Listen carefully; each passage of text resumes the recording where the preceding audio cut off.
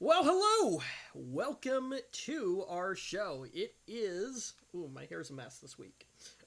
It is April 5th, 2020. And we're going to bring Zach in. Hello, Zach. Hello. So, ugh. You know what? You know what the problem is? I need a haircut. But But what's. nowhere is open. Yeah, exactly. Do you not think that I find myself in the same predicament? Because I do. Honestly, Even though you can't tell. I. Yeah, so the funny But thing I do is, I do sorely need it. But again, what is there what can you do? the funny thing is that I talk to Zach like every week, but I haven't actually seen Zach in 2, 3 years now. I think that's a bit of a stretch, but probably close, yeah. At least two. So, anyway, I don't uh, really look any different at all. Don't worry. You haven't seen it. I need to. What I need to do is after this whole shenanigans is over, um, or we call it what it is, a pandemic. But anyway, once this is all over, man, I need a good fashioned road trip up to the Twin Cities just to hang out, see some people, uh, stuff like that. So anyway, but yeah. So oof. All right, so I changed some settings since last week on my end back here. How do I sound to you? Because last week you said I was quiet. You sound the same. However, when you speak, there is a bit of noise on the line. Oh, okay, interesting. Yeah. Hang on. It sounds like I envision sand falling onto a ceramic plate or something of that sort. What you might be hearing is, although there's no processing on my voice. Let's see here. How badly am I going to? Oh, oops. No, that's not what I meant to do. Oh, okay. I hear what. Okay, I see what you're saying. Okay, hang on. Man, this is weird. Okay. So I'm I gonna turned open my on. window. It's very hot in here. Hold on. You talk. I turned on the. Oh, that's okay. I'm gonna adjust this. I turned on the. What is it?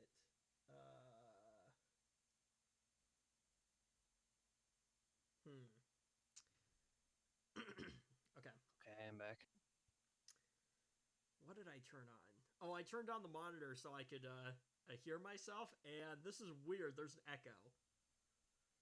Now, okay, so I used to work in radio, and so I'm very familiar Right. with having headphones on and being able to hear myself speak while um while I'm let's see while I'm doing something. But anyway, okay. Manage sound devices. I know what's happening here. Device properties, volume. Hey, that sounds maybe a little better, doesn't it? Yes, no, maybe. I don't know. Now you are quiet. Uh, yeah, okay. I just dropped the volume. How quiet am I to you now?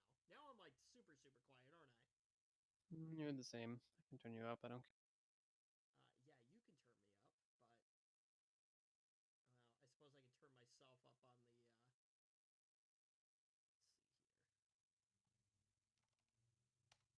Sound. It's difficult to get right. Let's see here.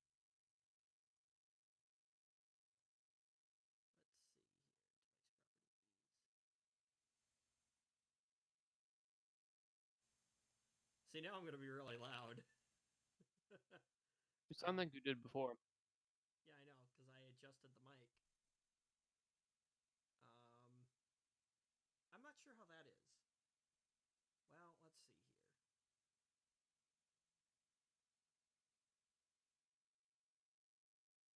Okay, so we're gonna go for that, and then I'm going to adjust my volume settings in here.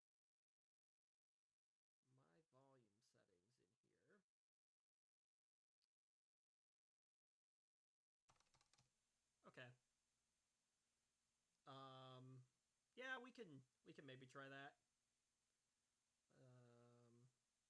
You know what I really need to do is get a proper audio processor for this mic. That's what I need to do.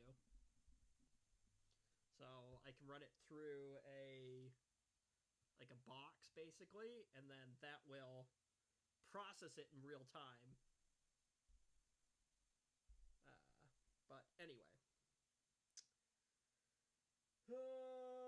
expensive money. Well, maybe not super expensive. I don't know how much something like that costs. But anyway, okay. See, now I feel like I'm really quiet compared to... Oh, you know what? I'll just adjust your volume level.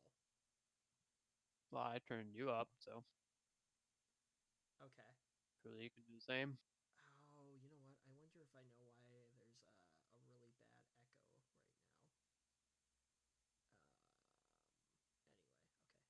Let me... Oops. I'm not good enough at OBS yet. There's too many things to click on.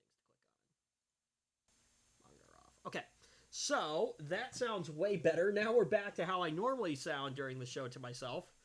And then we'll just drop the volume on Zach, I think, probably a little bit. So, anyway. So, what's new this week? Anything? Nope. Same old, just super boring, basically. A lot of people have Corona, that's all I know. Oh, man. That was horrible, Zach. I mean, you know what? It's not true. Spreads, that's what happens. Yeah, it's not true. The paranoia has gone crazy everywhere. It's not true. Okay, I just needed something to kind of talk about there for a second so I can watch the levels on the mics and things like that. But anyway, you might even still be a little too loud, but we'll figure it out as we go through the show. Anyway, yeah. So what do we have on the show this week? That's a great question. Let's talk about the tech supply chain. Man, I did a crap job preparing for the show this week. So let's see here. Yeah, we'll talk about. Worry about it. We'll talk about the tech supply chain. Sprint is dead. We'll find some Microsoft news. Something about British 5G towers and the coronavirus. That one's actually kind of interesting. And Intel 10th Gen. I haven't actually looked at the article, so I have no idea what's in there. But anyway, let's roll the intro.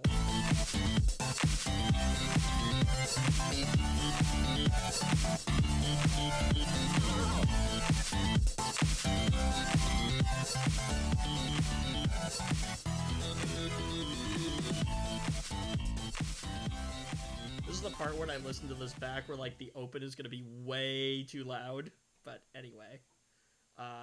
Yeah. So let's jump right in. Obviously, supply chains on everything have been affected by this. Now, last week, The Verge made the case that tech manufacturing was uniquely vulnerable to pandemic problems from a combination of just-in-time manufacturing practices and a far-flung network of suppliers. But just last week, the news is even worse. Ooh. Not a great time to build a computer right now, Zach. Negative. It is not. You know what I wonder? So, with the shortage of everything, obviously, so what is out there, prices are probably going to skyrocket. which is like, you know, oh man, you know, like GPU prices were down. You know, because we'd finally got rid of all the miners, and then this hits, and now graphics card prices are gonna like go back up again and things like that. So, anyway. Fun. Yeah. So, on Friday morning, analysts at S&P, Panjiva Research, laid out a grim picture. The U.S. see imports from China, which include most of the electronics we buy, are down more than 50% in the first 3 weeks of March. Ooh. That's not good. a result of the countrywide lockdown in China. At the same time, the subcontracting companies that actually build the hardware, most famous is Foxconn, don't they do something with like wireless chips or something like that? I think. I don't know. Well, they build a lot of components. All I know is that they're the company that had to install safety nets outside their building because too many workers were trying to jump off. What? Wait, I'm not kidding. what? Explain. Wait, what do you know about this? Or is that like all you know? That's basically all I know is that people hated their jobs so much and were killing themselves by jumping off the roof like too often enough that they were installing safety nets for those people. Wow. That's a little I mean, any company that has to do that is, that raises a few eyebrows, I would say. Well, Amazon isn't doing great right now, apparently, in terms of how they're. Amazon's a pretty horrible place to work, too, I hear.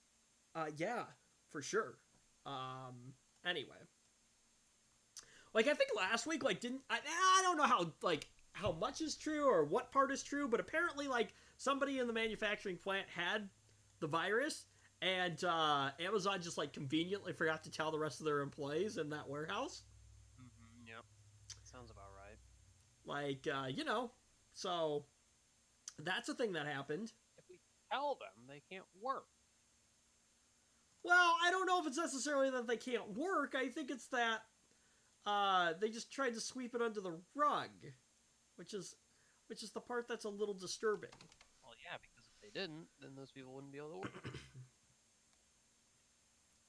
Well, no, I'm sure other people were fine. It's just the fact that somebody around them had it, and it's like, okay, you might want to, just watch out for some symptoms or something like that. Anyway.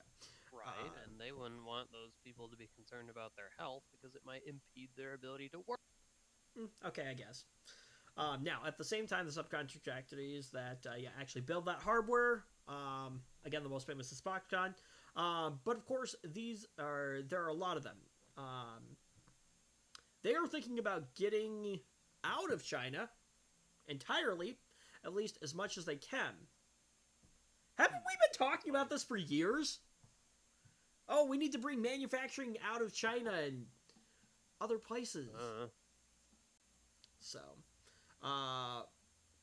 Winstron Corp, which does a lot of work for Apple, boasted last week that it could move as much as half of its business outside Chinese borders within a year.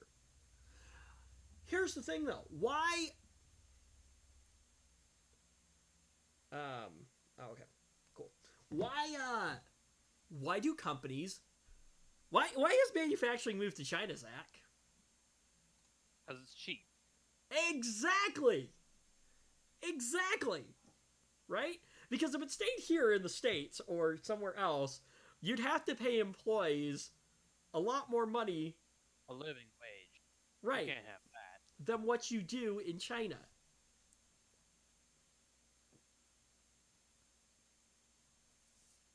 So, pay people a living wage. What is this?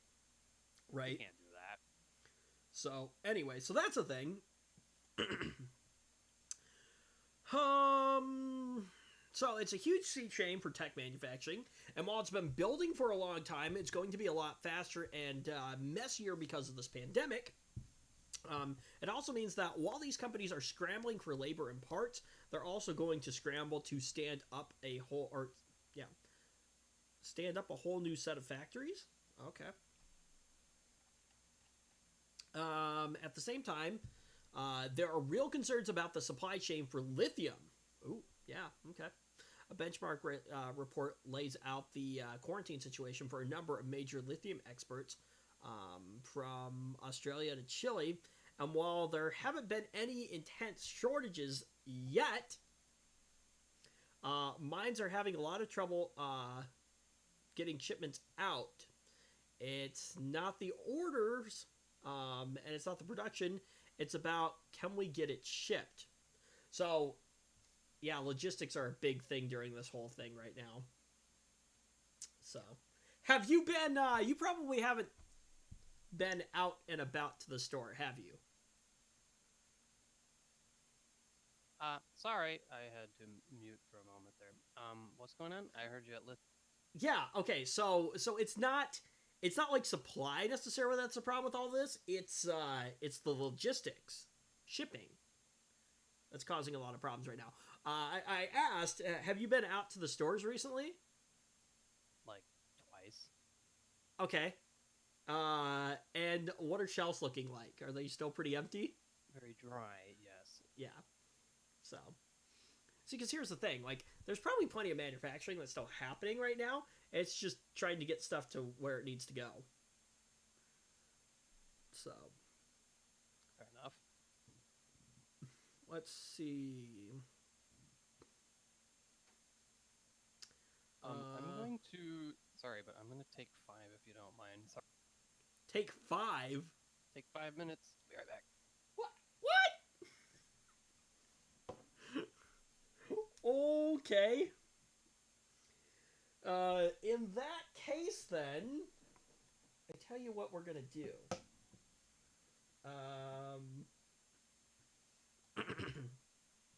Okay.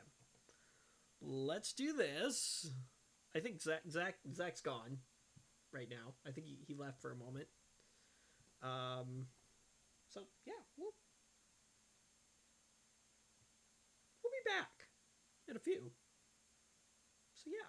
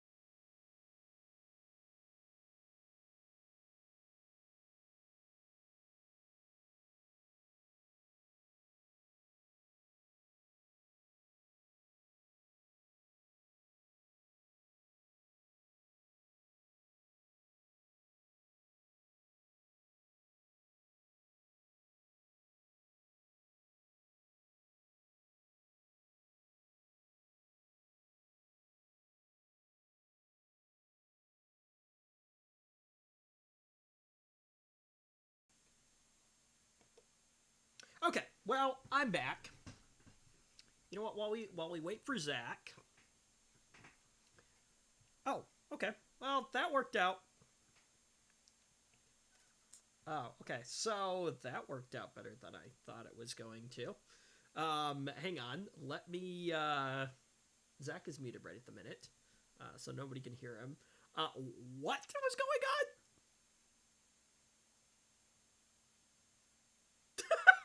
So, in other words, you're not going to tell me. I love the one-sided conversation that we just had here. So anyway, okay, let me make sure I turn Zach's mic back on so everyone can hear him. So yeah, okay, he's back. Okay, he abandoned me.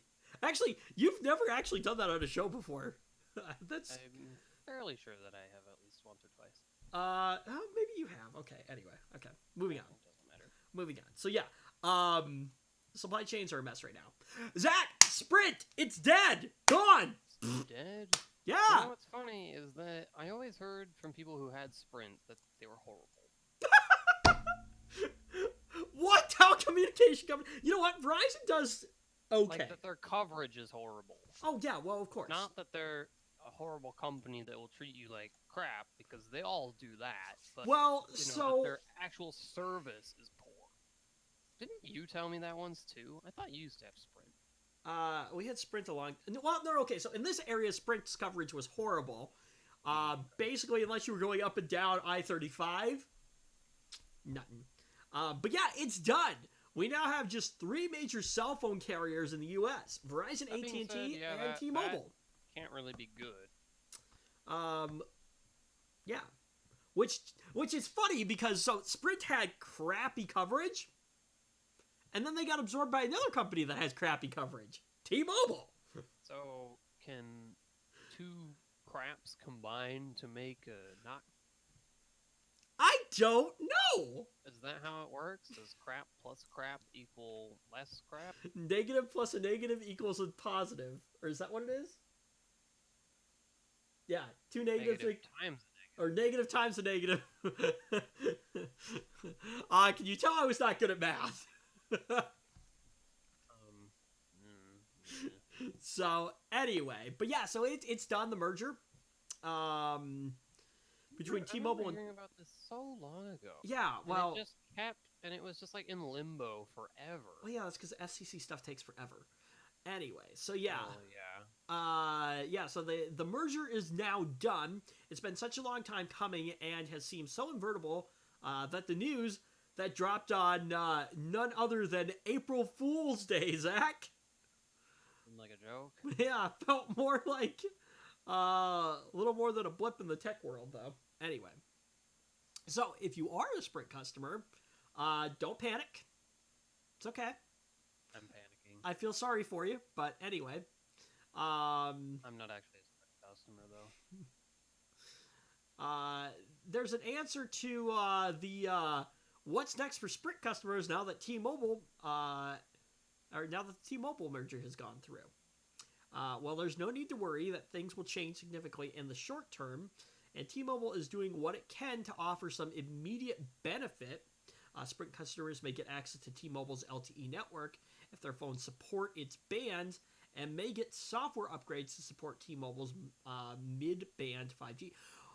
Question. So what happens if you have a phone that doesn't actually work on T-Mobile's network? Well, I don't think that they're necessarily just like shutting off the Sprint towers right away. Well, right, and they would. There's no reason for them to ever do that. Right. So I think that I think hardware that exists. They may I as think well the thing use is that if your phone does support it, then you get that added benefit. Otherwise, you just nothing else changes. I think is the thing. it. To be honest, I've never known if you know how every phone there's like a version for every distinct carrier, but I've never known, like, are these versions all just software differences, or is there actually different hardware involved here? I What do you wouldn't be mean, surprised if CDMA it was truly- and GSM? Well, I know that those are hardware differences, I'm fairly sure, but I wouldn't be surprised if at least some carrier incompatibilities were caused purely by software design to prevent that from working. Yeah, I'm not sure how that works. I know that some of them are hardware. So now, so this is what makes me wonder.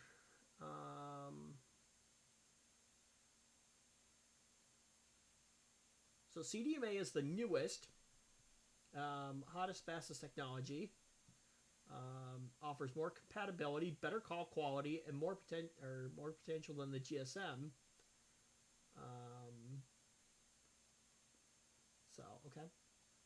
Here's my question though. So CDMA carriers USA. So Verizon, Sprint, US Cellular, and Cricket Wireless. Well, I'm pretty sure Cricket runs on. I don't know who. Do you know what towers Cricket runs on? I do not. Okay. But T-Mobile's not on this list. So what that makes me wonder is if T-Mobile is a GSM. Or, yeah.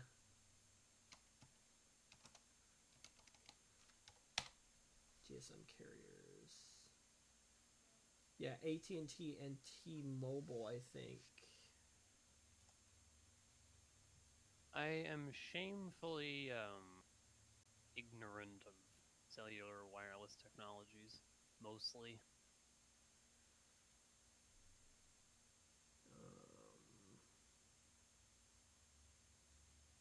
Yeah, so AT&T, I don't know. Anyway, okay.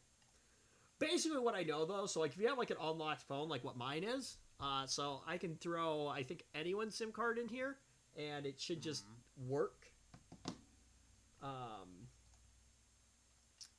So that's a thing. Anyway, you know what's interesting though? So we had I don't know how this happened. So we had a person come in that had a Galaxy S8 and they were having some issues with it after we repaired it. And so we refunded their money. And then I took a look at the phone later and ended up actually getting it to work. And I popped my SIM card from my Total Wireless phone in, which is basically like a track phone. And now the boot loading screen has a track phone logo on it versus the Verizon one that used to be there. Oh, that's interesting. I don't know how. There must be like an animation stored on that SIM card, and it just loads whatever it has when the phone is booting. Yeah, but then it must store it somewhere because I took the SIM card out, and it still does it. Ooh. That's funny. I wonder what would happen if I throw my Verizon SIM card into that phone, if it would switch back to a Verizon one. So that was kind of funny. That was interesting. I thought that was built into the software on the phone from the manufacturer. Ooh, to be honest, but so anyway, but yeah, so that's unlocked phones like mine doesn't have any. Yeah, mine doesn't have any carrier stuff on it. So anyway, but yeah, so if you're a Sprint customer, don't panic. They're not just gonna like drop you completely. It sounds like. Let's see. T-Mobile CEO John Legere, I think is how you say his name. He's stepping down. Over the past 8 years, he has brilliantly executed a strategy that combined a calculated length jacket wearing persona, or leather jacket wearing persona, an even more calculated insurgent brand, and genuine improvements in both service leather and price. Jackets are a corporate strategy now. Is that how we are? Interesting. I will express and will continue to express concern that T-Mobile has undercut net neutrality. Okay, this is just the editor saying this.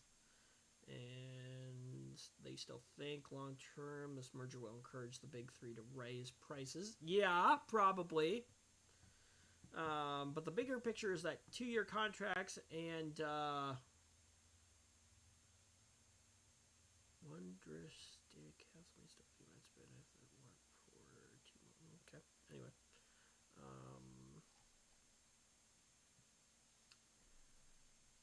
Yeah, so when any company goes down, it's impossible to point to any single cause and say that's it. That was the mistake. Or is 100. Usually it's poor management, like how you spend capital. I really should have read through all this stuff ahead of time. But anyway, yeah. So let's discuss this a little bit here. So that's a great point. What does this look like for the mobile carrier world now that you only have three major companies? Do prices Less go options, more costs. Right, yeah.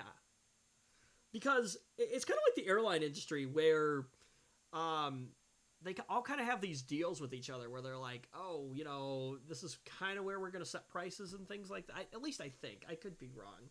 Don't they call that like oleopoly or oleopoly? Price fixing? No. I don't know. Oligopoly, maybe you're thinking of? Where there's very few, but not a monopoly. Yeah. I'm Googling that.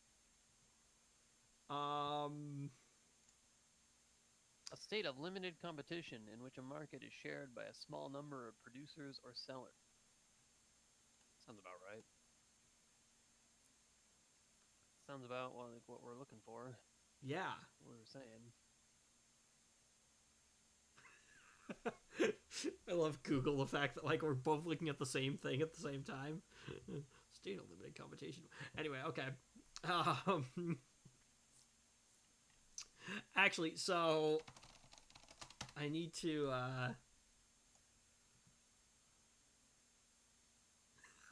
so I had a friend one time say to me that the internet was broken.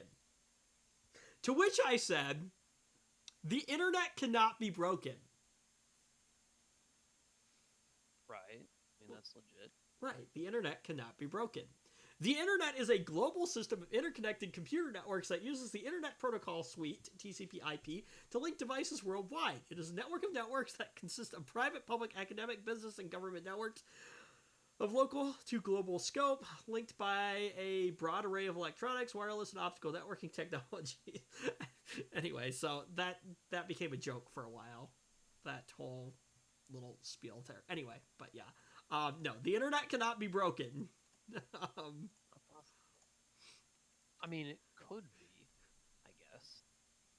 You know what? Well, okay, but this would never happen. But I was going to say, what happens if, like, one of the major...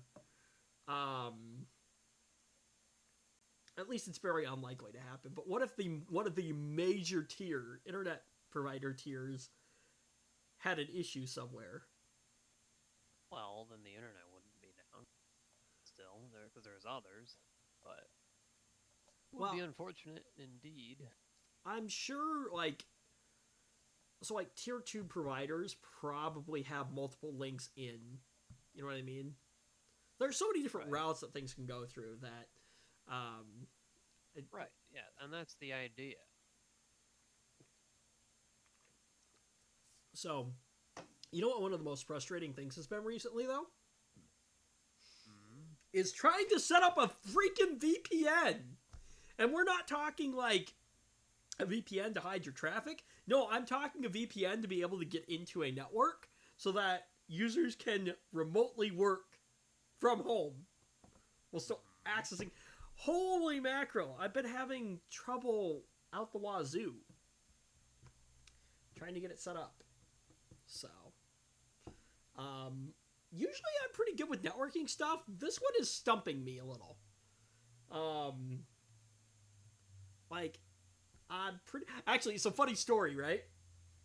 So, I was working remotely on the server to try to get this set up. And I was clicking through options.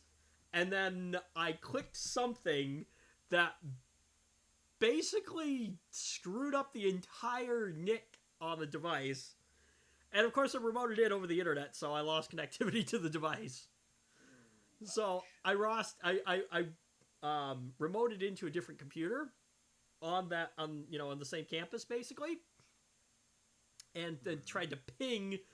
And this is the domain controller here we're talking about. Kind of an important computer. Good one. Kind of an important computer. So, anyway, yeah, I'm trying to ping it. I'm thinking, maybe it's just not up or something like that. Whatever. Nope, ping, destination host unreachable. I'm like, crap. Here's the best part, is that the office secretary is now saving documents to that system. So it's our domain controller, but it's also a file server as well. That seems kind of silly. What do you mean? Why is that silly? Saving files to. Well, it's just a different role, but. Right, okay. For some reason, I thought. I don't know. I just envisioned that in No. a stupider way than it really was, but yeah. No, so this server is acting as multiple different things. So it's acting as a file server. So it's got that service installed on it. It's also our domain controller and our Active Directory controller. Right. But all of our files are being backed up to, and I need to get a bigger drive for the thing. But they're not being backed up to the system drive. They're being backed up to a secondary drive. We're just using it as a file server with that role basically on it. Because we only have the one server. Now, I could probably, design something or get a NAS or something like that. But what's nice about this is that all the authentication for it and things like that and the folders are built directly into server. The server operating system, which is really nice. So, anyway, that's why we're doing it that way. But, yeah, so I'm like, crap, this is going to create a problem in the morning. Because nobody's going to be able to access the thing. People still be able to log in because, you have, once you log in once into your systems, it creates a local account for you. So, that wasn't going to be the issue, but it was going to be getting to the server to access all the files that this particular person needed. That was going to be a problem. So, I knew I was going to get a phone call in the morning anyway. So, I luckily happen to have a set of keys to this particular entity. And the great part is it's like 11 o'clock at night, so I'm like, I'll be back. So I'll hop in the truck, drive down there.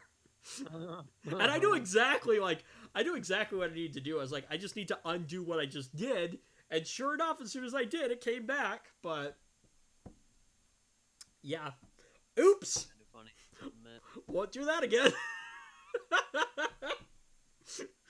So, well, now I know. So, it could have been a lot worse. I could have, taken the whole network down or something like that, or, deleted the entire server. So, at least I didn't do that. That would have been bad. That would have been really bad. But, anyway. Actually, so I'm curious. What is your biggest, I'm a dork moment, or, I've done something dumb moment that you've had? I don't. I'd have to think about that, but I haven't really broken anything too badly. See, that was my most recent one. I think you remember me telling you about what Pleb did the one time with a Switch, right? Yes, I do. The loop. Yeah, I plugged it into itself. Oh, goodness, Pleb. Anyway. Yeah. I don't know, I feel like maybe I tinker around with things a little bit more than you do. Yes, when things work, I leave them. See, when things And work... I don't typically dabble in things I don't have a need for. Oh, see, well, okay, and I think that's the thing. I do a lot of, stuff that, you've never probably tried to set up a VPN, your own VPN, have you? I have, actually. Oh, really? I used a service that was built into a little router that I had. See, okay, that's the thing, is I've also explored that option, but, our particular... Well, it was just for, home use. It was nothing crazy. Right, and that's all I need. I don't have that many users. I just need them to be able to, remotely be inside of our network to be able to access specific things. but getting them in is proving to be a little bit of an issue. So we have remote software that we could use, but it's kind of clunky. And so what I'd rather have happen is have somebody VPN into our network, and then from there use RDP. Yes, RDP is nice. Because I think that would look a lot better. But again, it's figuring out less janky to do it that way. right. And again, the problem is trying to figure out how to get them in. What's nice about our remote software is that both me and another tech can be on the same exact device at the exact same time, which is kind of cool. That's neat. Yeah. But it gets really goofy. We have one system that has a dual monitor, and it gets really goofy with that system. And like it looks at like the dimensions of like what the monitors are, and so it doesn't scale the best. Which is part of the problem, which is why RDP would be really nice. But anyway, so speaking of stuff, let's move on because I actually have stuff to do at 7 o'clock today. So gotta get a bunch of stuff set up. Anyway, so yeah, Microsoft news time. This one's gonna make you laugh. So Microsoft's new scrolling news bar app brings your PC back to the 90s. Zach. More Microsoft apps. That's what I need in my life. Oh my gosh, you gotta check out the picture on this one. This is hilarious. Ugh. I don't like that. I don't like that at all, really. It's very silly. Microsoft has created a scrolling news bar app for Windows 10, which sits above the Windows taskbar and provides scrolling 24/7 news from more than 4,500 publications alongside customizable stock information. I don't understand, why do we need this? Why can't people just... Like, if I want to see news, why can't I just open up a browser and type a URL to go somewhere I want? On the plus side, they're not including this as of yet. Don't get any ideas, Microsoft. But as on the plus side, they're not including this yet as a Good. It's dumb. It's like a already installed app. So, anyway. Yeah, so it sits above the Windows taskbar and provides scrolling 24/7 news for more than 4,500 publications alongside this customized stock information that you care to have in there for whatever reason. It's very similar to scrolling news apps we've seen in the 90s for Windows PCs, and it was developed by Microsoft internal news team. Oh, formerly MSN News. Okay. Microsoft is releasing the News Bar app as a beta for Windows 10 users this week. The settings panel has a fair amount of customization. You can position the bar at the top, bottom, left, or right-hand side of a screen and pick between images or text for news items. It also supports multiple monitors and can be minimized if it's distracting. Of course it's distracting. Thank goodness for this. Of course it's distracting. This is just what we needed in Windows 10. Oh, I love this. Feature, I love this. It can be minimized if it's distracting. Here's a novel idea. If it's distracting, either A, don't install it in the first place, or close it. So, is there any reason that we can't uninstall these things when Microsoft puts them in? You can. I think this is an optional app, is what I'm saying. Right. Well, some of them are a bit painful to uninstall. You know what I never noticed? Really understood. You know what I noticed though? I think Microsoft has actually made more things uninstallable. Thank goodness, honestly, because that was horrible. Like the weather app, that can be I uninstalled. The voice recorder app can be uninstalled. Okay, the video editor one can't be. In the past, I've even seen, like, how they include like Candy Crush and other assorted garbage with some computer. Like I've seen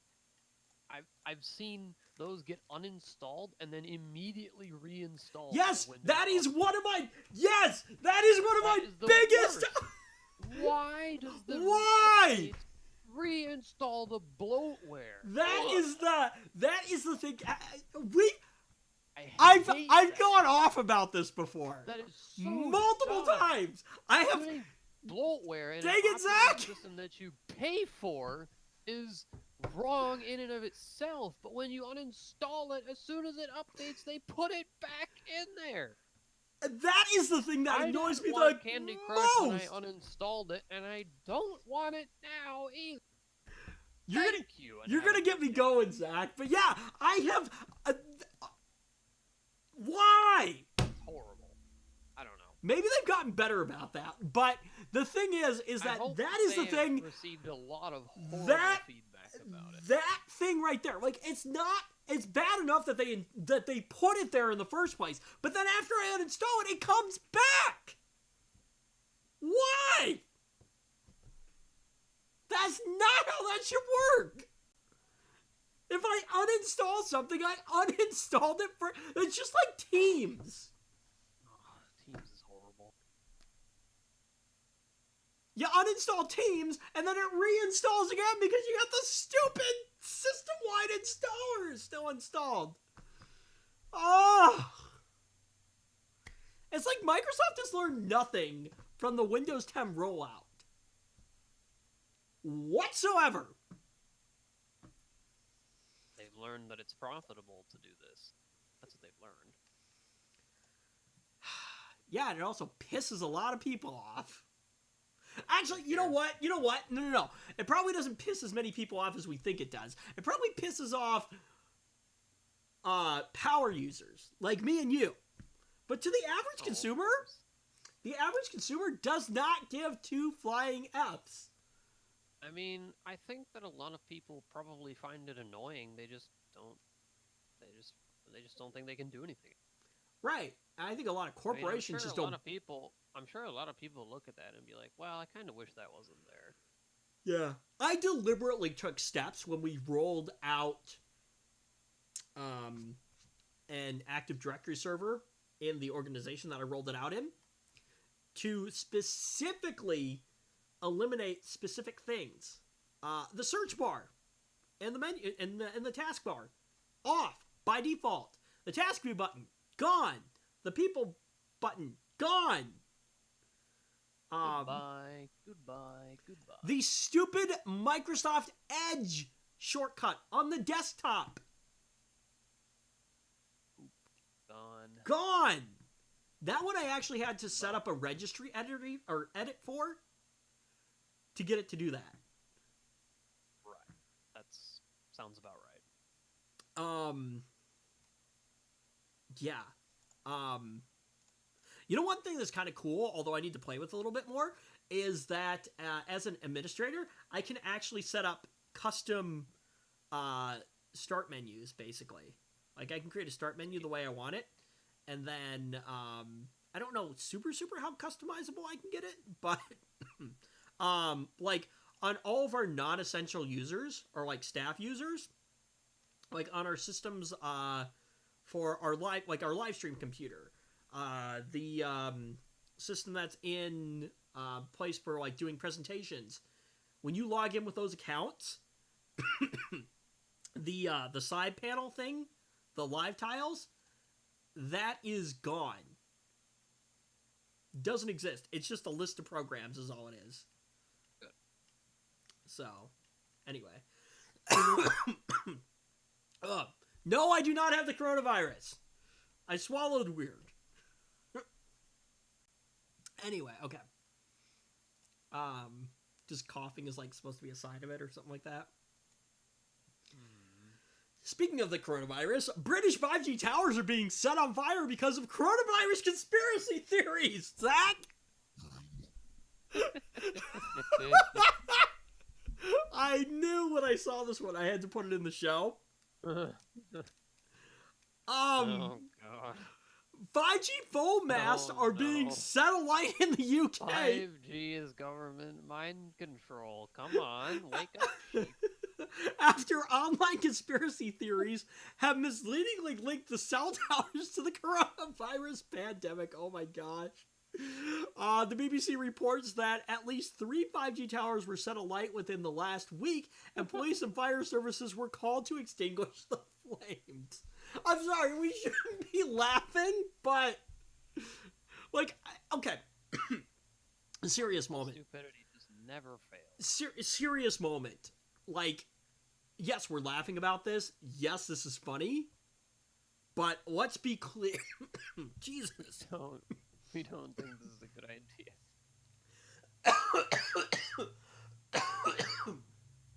Oh. Okay. I love how I start coughing uncontrollably as we start talking about this topic. I promise I just swallowed weird. I'm fine. But both me and Zach are social distance anyways, so we're fine. But yeah. On a serious note, though, the coronavirus pandemic that we are facing right now is serious and is not to be taken lightly. During this time, I think it's important for us to try to make lighthearted the situation, but we can't forget that it is not something that should be taken lightly. So, a serious moment over. Back to the fun. But yeah, so a Vodafone UK spokesperson confirmed to The Verge that 4 cell towers were targeted in the past 24 hours. Police have now launched investigations into how the 5G towers caught fire. At least one tower in Birmingham, operated by EE, doesn't even provide 5G services. Okay. Alright, big thumbs up there. Our engineers are assessing the cause of the fire at one of our towers in Birmingham. If it transpires that it was arson, which looks likely at this time, then we will work to help West Midlands Police identify the culprit, says the EE spokesperson. The site served thousands of people in Birmingham in the Birmingham area, providing vital 2G, 3G, and 4G connectivity, as it has done for many years. We will try to restore full coverage as quickly as possible, but the damage caused by the fire is significant. Is this a picture? Yeah, this is a picture.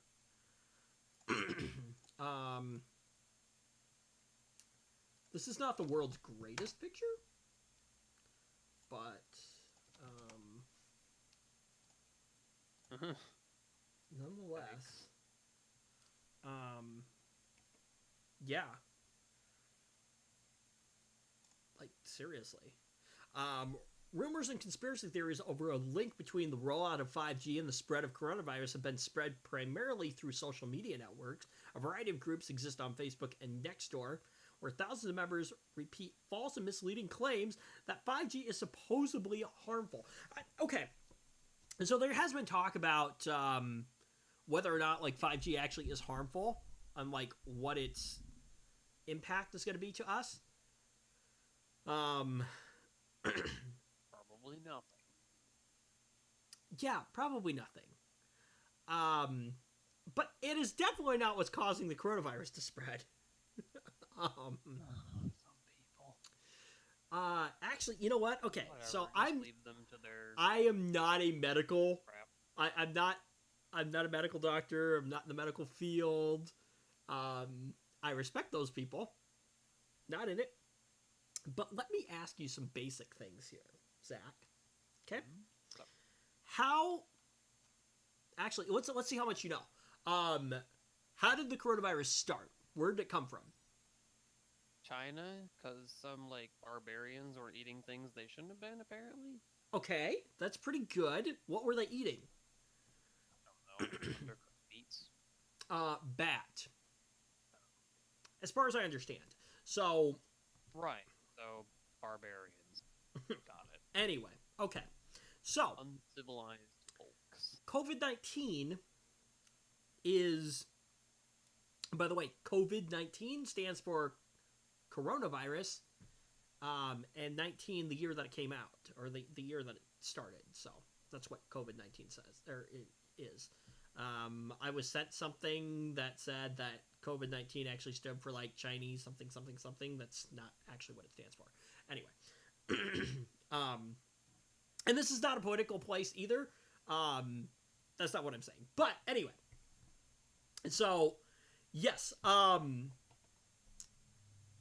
started in China, because people were eating stuff that they shouldn't have been eating. And actually, so the Chinese government apparently has outlawed this for a while, but these people are doing it anyways. And so, anyway, how does it spread, Zach?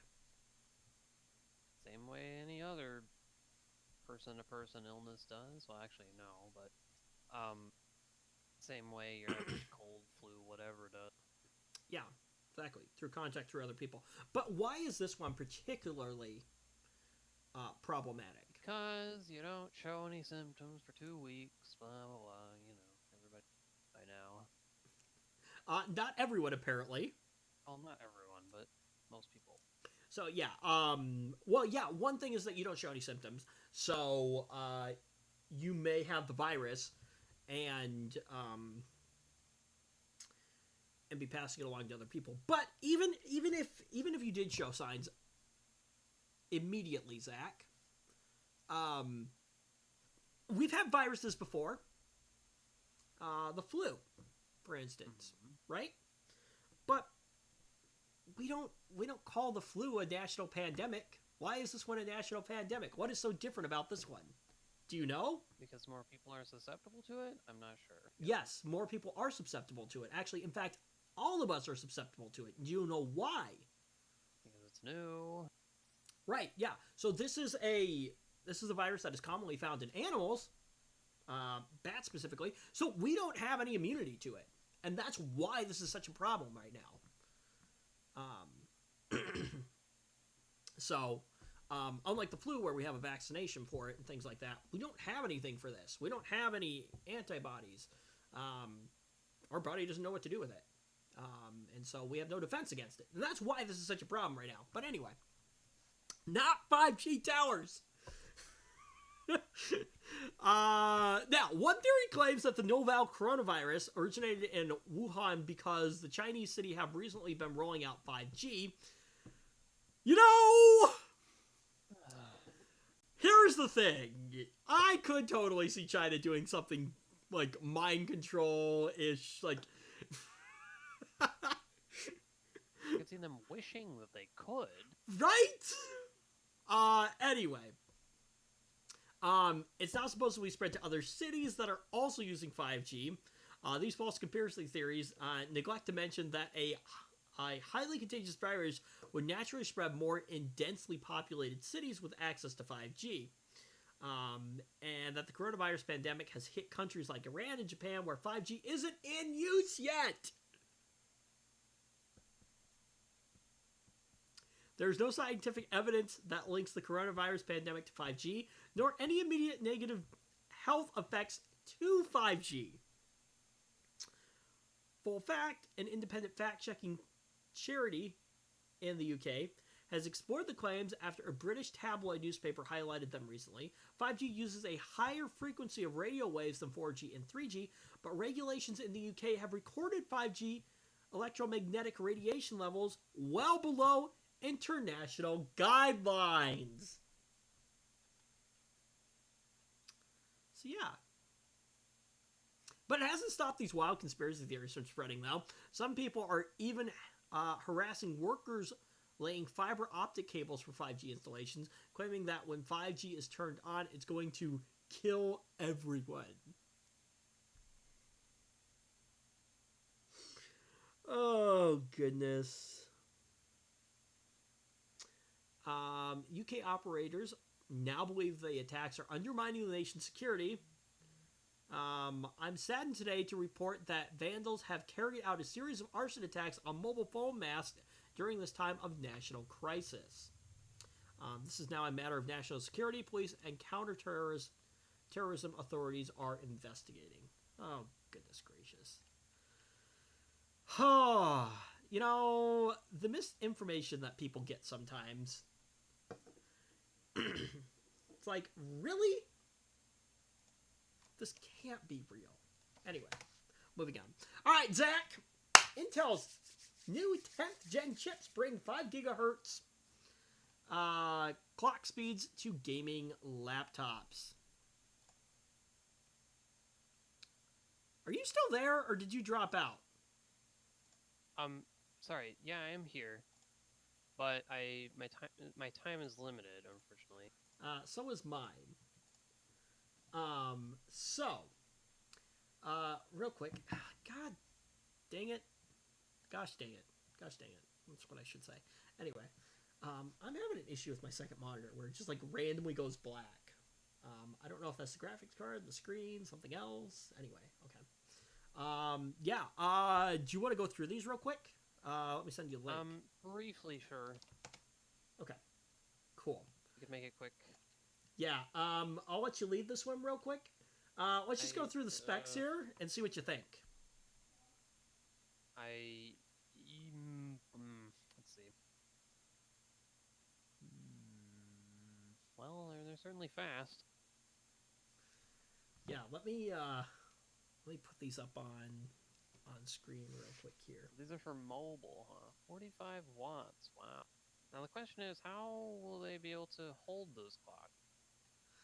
I don't know. That's a great question. Let's see. Intel is announcing the next wave of its core processors. It's finally bringing out the big guns with its first 10th gen Comet-like H-series processors for laptops. Intel's beefiest processors. So 45 watt TDP clock speeds that can boost past 5 gigahertz. Ooh, interesting. 8 cores, 16 threads, which honestly isn't horrible for like a mobile processor. Not at all, really. Let's see here. 10 nanometer. So they still haven't figured out 7 nanometer yet, apparently. Let's see. Yeah. I don't know. What do you think? Well, certainly a step up over what we have now. I'm not really very aware of what we have now in the mobile market. I don't browse the mobile market at all. Yeah. Yeah, so these new chips are meant to be Intel's answer to AMD's highly anticipated Ryzen 4000 series. It'll be interesting to see what happens. Actually, you know what? What's really going to be interesting is to... we'll wrap this up here. What's really going to be interesting is to see this evolve, for one thing. But then also... how's the manufacturing going to work on this right now, especially with everything that's going on? When do they plan to launch them? What's pricing going to look like? How competitive are they going to be with AMD stuff? How competitive is AMD going to be with this? Anyway, it'll be interesting to watch and see what happens with that. So, Ryzen on the desktop all the way. I'm there. I'm still a little skeptical of Ryzen, or at least AMD in the mobile platform right now. I'll be honest. My laptop has... There's a sound people haven't heard for a long time. But my laptop is rocking an Intel processor in it. So, what is this thing? I think I have like a 6-core processor in mine. Oh yeah, Intel Core i7 8th Gen. So, anyway, but did I ever tell you I did a BIOS update on this on my laptop, and now it works better than it was really crappy when I first got it, and almost considered taking it back, and then I did that BIOS update. And I think you did, yeah. Now the thing works awesome. So, man, amazing what a BIOS update can do. So, anyway, all right, well, that's what I got for this week. I gotta get ready to go. You gotta go. So, thanks for joining us. Thanks for watching. Like if you liked, dislike if you didn't like. Comment down below, get subscribed, all that fun stuff. We'll see you next week here on the show. Bye!